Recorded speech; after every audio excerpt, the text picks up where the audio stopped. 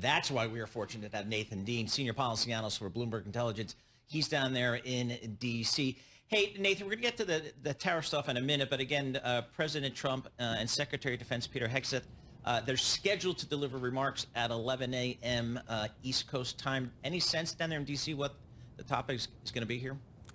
You know, this is actually one of the biggest questions we've had all morning is, Elon Musk was over at the Pentagon just a few minutes ago learning about, plans, in terms of the U.S. defense strategy towards China, for example.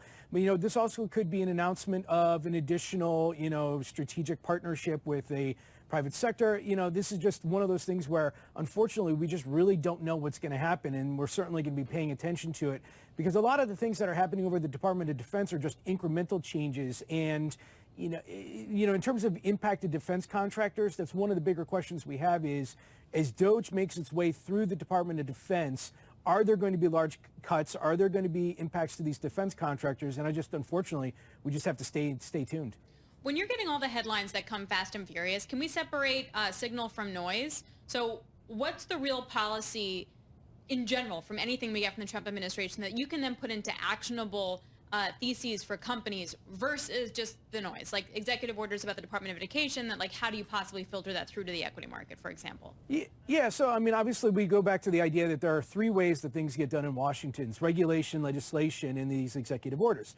Now, regulation happens. It just takes a very long time. So if you see President Trump out and say to Secretary Bessent, for example, and say, I want to change this thing called the ESLR. Well, the banks need to perk up their ears because they can do this. It's going to take a long time. When it comes to legislation, we've talked about this in the past. Is it via reconciliation? That's going to take a little bit of lengthy time. Or is this a bill that's going to require Democratic support, meaning things don't really happen all that quickly, if it does at all? But when it comes to the executive orders, just remember, what does President Trump have the authority to do? Things within the executive branch. And so things like the Department of Education, where he says, look, we're going to cut the Department of Education.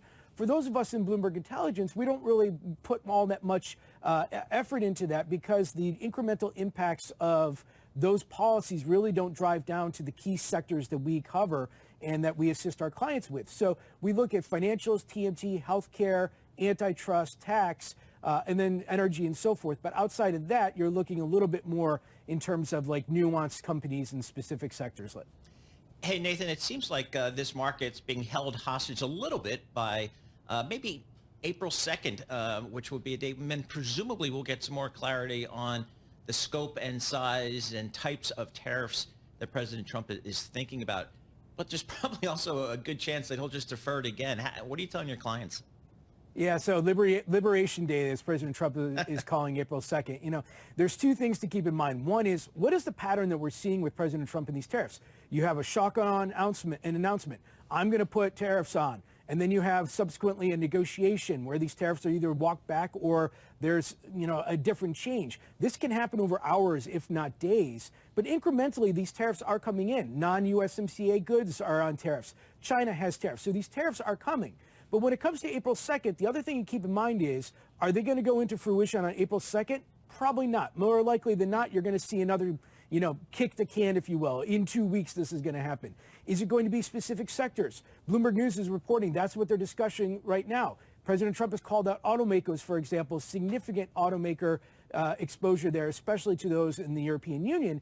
And the third aspect of this is that the Trump administration is including non-tariff measures like quotas, inspections, and value-added tax. So if you include the value-added tax as part of that tariff discussion, as the Trump administration is saying, that exposes the European Union a lot more to this than the tariff versus tariff.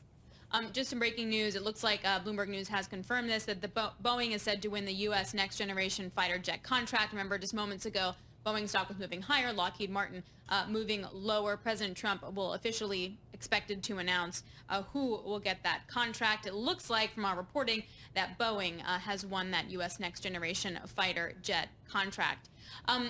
Okay, so if April 2nd isn't this moment where everything will then be resolved, how long does the uncertainty last before it becomes permanent in terms of how business leaders think about it? Well, that's the biggest, I think, difficult question for business leaders today is this uncertainty and how are they going to plan for the future. But, President Trump, I don't think is essentially looking at that at the moment. You think about things that drive President Trump, A lot of people say that President Trump likes to have a green stock market. I say that as well. But President Trump also is not really looking at the stock market as we speak when it comes to the tariff debate, because the stock market has declined in response to this. Now, I will say that what we are telling our clients is that we think sticker shock is something that could potentially drive President Trump to change his mind. And we haven't really seen that sticker shock yet. Look, the egg prices, are still high, but, President Trump has a story for that. But if we begin to see things like Canadian potash, for example, really hit American farmers, and American farmers are then calling President Trump or calling their allies on Capitol Hill saying, we need you to do something like with this, then you potentially could see President Trump change his mind. But going back to this idea of incremental tariffs are being brought on board, at the same time you have this process of significant statement, a negotiation, a walk back, and a kick the can for a debate another day. Incrementally, these tariffs are still coming. All right, Nathan, super appreciate it. Thank you so much, Nathan Dean. He is Bloomberg Intelligence. Wow, that was tough. There, title of our show, Bloomberg Intelligence. There we go, senior policy analyst. Again, the news of the morning.